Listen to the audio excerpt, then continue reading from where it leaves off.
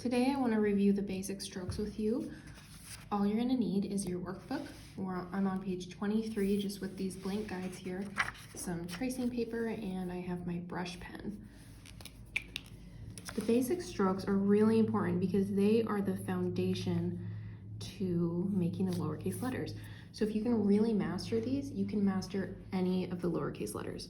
So let's just go through them again as a quick refresher. The first one is an upstroke. We start a little above the waistline and curve up. Because we're moving our pen up, we're going to be using light pressure. It's okay if these are a little bit shaky. That's normal, especially when you're like warming up and just getting started with lettering. I like to actually do some basic strokes before I actually start lettering each time. So I always do a few just to get a little warm up in. So that's the upstroke. The next one is the downstroke. This one we're going to be going from the waistline to the baseline, and we're going to be pushing down and adding pressure. Remember, you're going to want to hold your pen at a 45-degree angle above the paper so that you're able to get thick lines and thin lines. The other thing that you can do is right here in my workbook is an angle line. So I can draw right over the top of the angle line to really help me get the angle correct.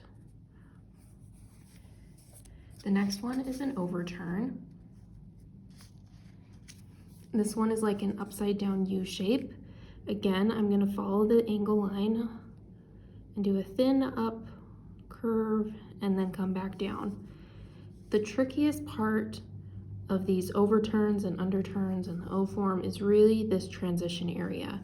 What you want to do is you're just going to start adding pressure here and you transition into adding the pressure, so it's not abrupt.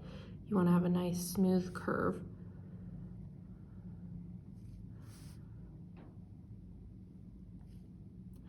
The next one is an underturn.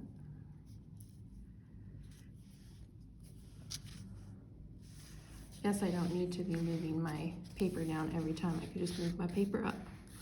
The next one is an underturn. So this one is like a U shape. So you're going to start with heavy pressure, lift up, transition to light pressure, and move up. This is an example of what I just did of not a good transition. See, it's very abrupt. So let me try that again. That's better. So you want a smooth transition from heavy pressure to light pressure, and that just takes practice. So even if I've been doing this for a while, it's still something that I have to work at, and I also just have to focus on it. Just have to focus on the amount of pressure you're putting on your pen throughout the stroke. The next is an O form. This one we're going to start at the 2 o'clock position and we're going to work our way around. Add pressure, release pressure. So these are the transition areas right here. Those are the most important parts of this stroke.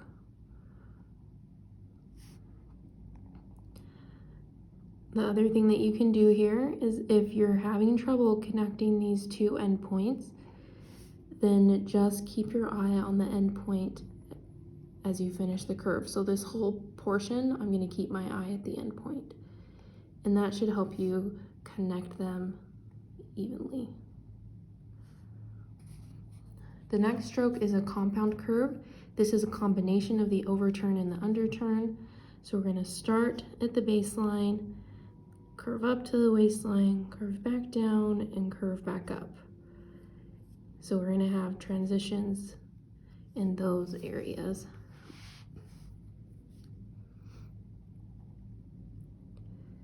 And you want to try to get equal amounts of negative space on both sides of the curve. So this area and this area should look proportionally similar.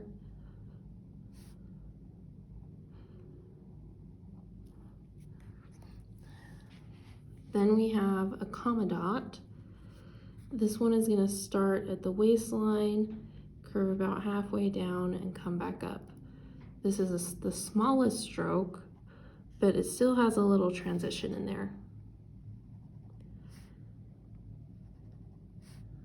If you're struggling doing your letters, or you're just like, this is not coming together with your brush pen, go back to these basic strokes and just keep practicing these. In a lot of courses and workshops, people practice just the strokes for like weeks at a time.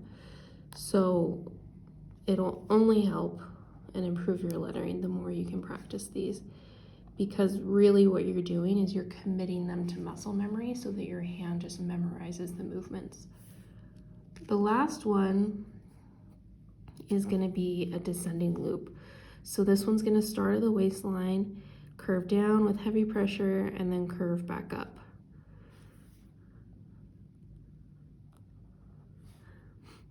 Again, curve down, and you're going to want to follow the angle line the best you can so you can draw it right on the angle line, and sometimes that helps.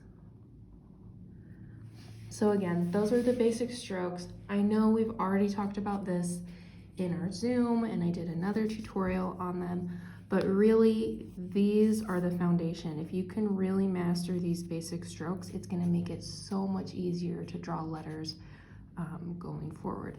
So let me know if you have any questions about these strokes, or if you have any struggles that you'd like me to address.